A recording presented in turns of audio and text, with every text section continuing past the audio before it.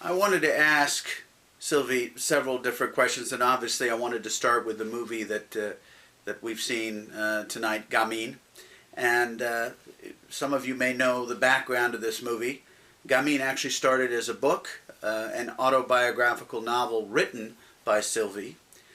So this is a very, very personal story, obviously, and only later did it get picked up as a film.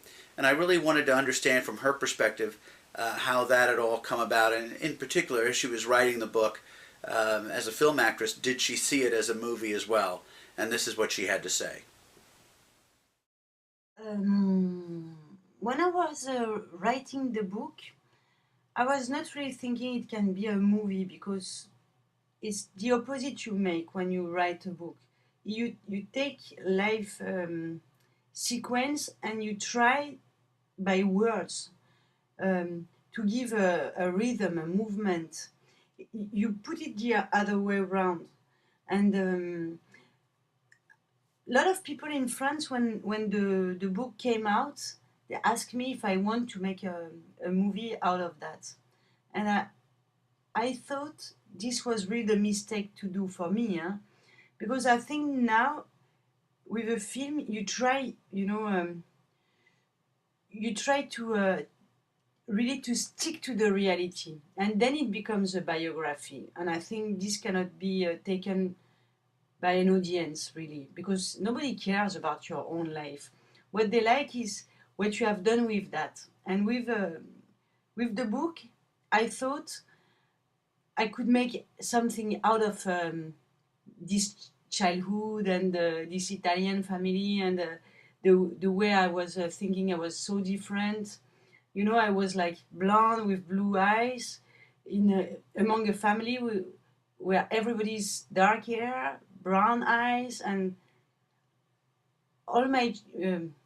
When I was a young girl, a small girl, I was always like wishing that I was like them. Sorry, I was wishing that I was like them, like dark hair, dark eyes, and dark skin. But obviously, didn't work. When Eleanor Fauché, she asked me for the rights of the book, I was first, I was really glad because not just because she wants to make a movie out of my book, but also because it means that the story I wrote, she found something for herself. So I thought in my head, so I did it. It works. It's a story. It's not just my story.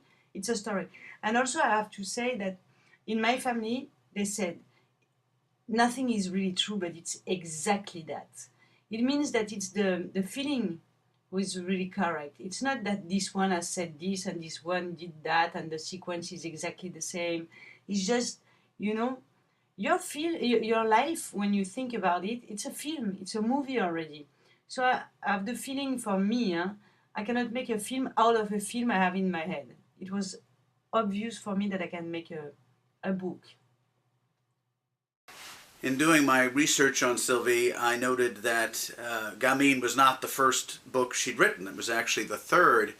And I wondered whether or not, as her career progressed, whether or not she wanted to be doing more writing or whether acting would always be her first priority. And this is what she had to say about that.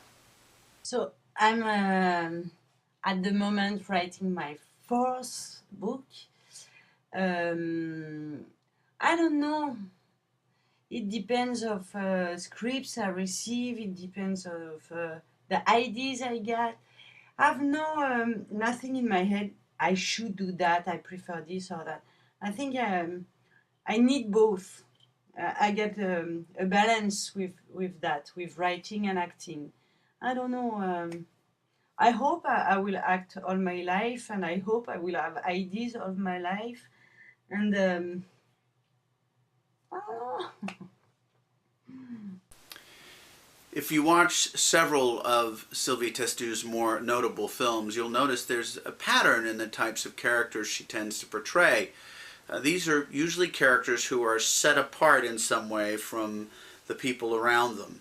In Gamine, she's the middle sister in a family that has a lot of Italian blood, and her sisters look like Italians. She's the only one who looks French, and she's fair with blue eyes. That sets her apart. In Fear and Trembling from 2004, she plays the only Western employee in a large Japanese firm. That sets her apart. And there are more examples. But I wondered whether or not that she actually sought out those kinds of characters in a conscious way, and this is her response. This is a very important question for me. I have the feeling, I've always been the minority somewhere. I grew up in a district in Lyon, which is a town 500 kilometers from Paris. I don't know in miles, but uh, it was full of immigration, and we were the minority, the ethnic minority in France, for French one in this district. In my family, I had the feeling I was the minority, and once when journalists asked me, if one day you direct a film, how would you try to be different? And I answer, that's not my problem to be different. Sometimes I wish I were like everybody.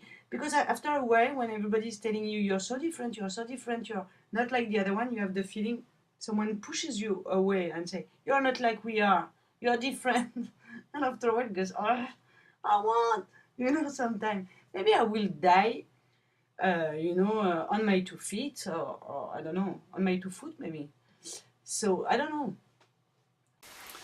The final thing I wanted to explore with Sylvie was that, again, another pattern that I saw in several of the roles she has played. They're very demanding roles.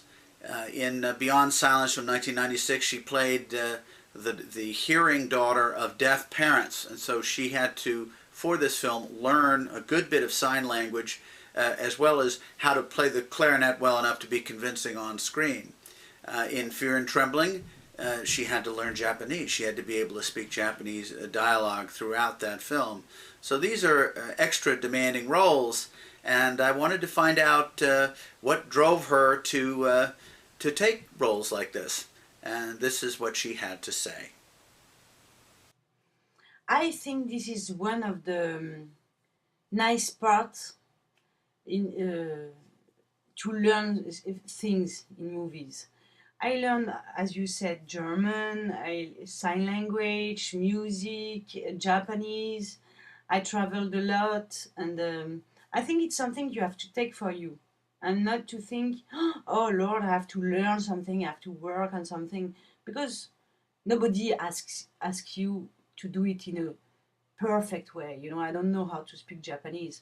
It was just a few lines. But that's our job. We pretend that we can do a lot of stuff, but in real, we can do nothing. I cannot really play music. I cannot really speak Japanese. I can just pretend. And in Fear and Trembling, I was cleaning the toilets. I don't think I know how to do that. I pretend I cannot do that, then I don't have to do it. So, dear John Farr, it was a pleasure to answer your question. I wish I can see you one day. And to the audience, bye.